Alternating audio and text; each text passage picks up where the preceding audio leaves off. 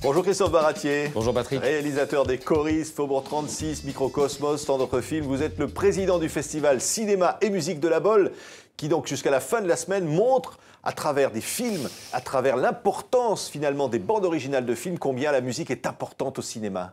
Ah oui, mais je crois que la musique a toujours accompagné le cinéma avant qu'il soit parlant. Parce que dès 1895, avec la musique, la naissance du cinéma, les frères Lumière, vous inquiétez pas, je ne vais pas refaire l'histoire du cinéma, mais juste avant, c'était un piano qui accompagnait, voire des orchestres. Ensuite, évidemment, on s'est dit, quand on est passé au parlant, on s'est dit, mais alors c'était très étrange pour les gens que des gens parlent en même temps qu'on écoute de la musique. C'était un phénomène, et finalement, après, c'est devenu un genre, je crois, dont les lettres de noblesse ont été données par les grands compositeurs, d'ailleurs, qui venaient de l'Est, souvent, ou allemands, à Hollywood. Et puis, en fin de compte, c'était toujours un petit peu méprisé à l'époque. C'était alimentaire. C'était comme si on faisait des films publicitaires, d'une certaine façon, pour eux. Et puis, petit à petit, c'est devenu un genre. Et moi, depuis que je suis tout petit, évidemment, c'est même pas Bercé, mais c'est parce que Bercé, il aurait fallu que mes parents me le fassent écouter. C'est plutôt que j'ai pris les mains dans John Williams, dans Morricone, ça, et je me suis rendu compte que finalement, si je devais garder avec moi, si tous les genres de musique disparaissaient, je garderais la musique de film. Pourquoi? Parce qu'il y a tous les styles. Oui. La musique de film, c'est aussi bien un groupe de rock, c'est aussi bien Ennio Morricone, c'est aussi bien Alexandre Desplat, c'est aussi bien... Et donc, moi, j'avoue que la musique du film m'émeut parce qu'elle est obligée de nous faire sentir une émotion en 2 minutes. Voilà. Et donc, c'est finalement... Parfois, des compositeurs l'ont pris secondairement alors que c'était le vrai tour de force. C'est formidable. À la Baule, on va avoir des films en compétition. Vous allez remettre l'Ibis d'or à l'un de ces films. Alors, parmi ces films, à peine j'ouvre les yeux, on va voir des images, films tunisiens. Il y a beaucoup de films aujourd'hui où la musique est très importante, Christophe Baratier. Oui, je pense qu'il y a un phénomène qui se passe sur lequel, justement, c'est peut-être pour ça aussi qu'on fait le festival, pour défendre une certaine idée de la bande originale. C'est-à-dire qu'il y a un peu trop de facilité, je trouve, de la part de beaucoup de réalisateurs, de passer la playlist de leurs chansons préférées et de ne pas travailler avec un compositeur. Or, moi, c'est vrai que j'ai toujours souhaité qu'un compositeur soit avec moi, qu'on écrive la musique et que la musique soit faite pour le film. Alors, en ce qui concerne la Baule, on va remettre non seulement pas une Ibis d'or, mais on va en remettre plusieurs. Parce qu'on va récompenser le meilleur film, le meilleur scénario, on va récompenser la meilleure musique, bien évidemment, les acteurs et les actrices. Et je dois dire que je voulais que ce festival devienne une histoire entre ce qu'on va montrer et le public. Que ce ne soit pas une espèce de week-end agréable pour Parisiens en goguette qui vont profiter du spa. Même si ça risque d'être agréable. Oui, bien sûr, mais voilà. Mais grâce au maire Yves Météro, son équipe Pierre Sastre et Corinne et Laurence Briand, Corinne Denuet, on va présenter à la fois au Gulfstream, le cinéma de la Baule, mais au Palais des Congrès, 2 concerts. Il y aura 2 grands concerts j'allais dire en live, c'est idiot. On dit concert, on a l'impression de dire qu'on live. Maintenant, on est tellement perturbés. C'est des concerts, voilà, tout simplement. Le premier, c'est l'ensemble orchestral de la Baule qui va jouer un très grand programme de Gershwin, de Bizet, c'est-à-dire toutes les musiques du répertoire, mais relatives, ne sont pas des musiques de film, mais relatives à la dramaturgie. Et le lendemain, et d'ailleurs, il s'ouvra un Ibis d'or, on rend un grand hommage à Michel Legrand, qui viendra jouer en trio les musiques de ces films, donc adaptées en jazz sur la scène du Palais des Congrès. Et j'avoue que là, on en profitera aussi pour faire une grande rétrospective Jacques Demy. Donc il y a des avant-premières avec 6 films en compétition.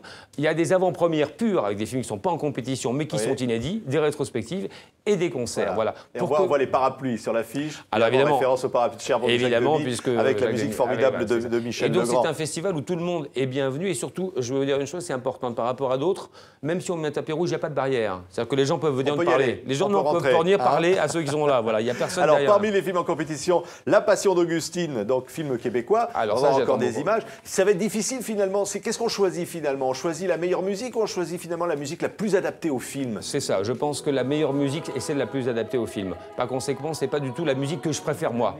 C'est quel est le mariage entre l'image et la musique qui a été le plus réussi. Oui. Et là, par exemple, on a un cas particulier. C'est pas sans rappeler un certain film que j'ai fait, ça. C'est quelqu'un qui vient perturber... non, je plaisante, parce que c'est totalement autrement. Mais il y a quand même quelque chose qui fait que l'idée devient le truc pernicieux qui va venir déstabiliser la convention d'un couvent. Voilà, film québécois donc de Léa Poul. Et très public, qui plaît beaucoup. La Passion d'Augustine. Voilà. Qu'est-ce qui vous fait aimer la musique de film, à part que vous êtes tombé dedans tout petit, Christophe Baratier, à part que vous avez fait les choristes qui chantaient si bien?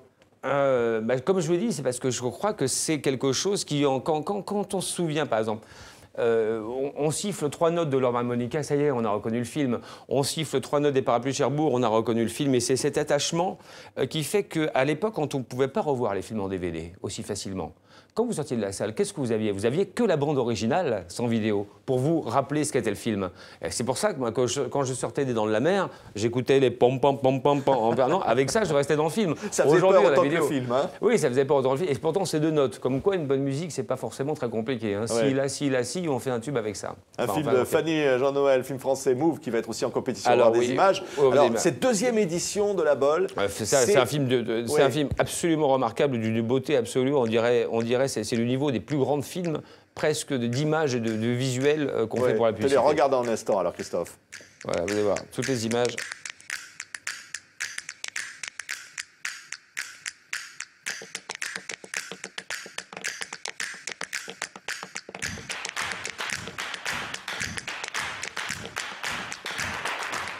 Voilà, film français, donc Move en compétition. Mais au caractère très international, d'où son titre anglais, qu'il faut pardonner, parce que, en fait, Bouge, ça ferait tout de suite Bouge, ça ferait un tout petit peu aller Bouge, ça ferait un petit peu, voilà. Alors Move, voilà. Un autre film, c'est un film marocain, L'Orchestre des Aveugles de Mohamed Moufati. Très drôle. Vous savez que dans la tradition marocaine, certaines fêtes faites par des femmes, les orchestres de femmes, parce que leurs maris ne voulaient pas qu'elles soient regardées par des hommes.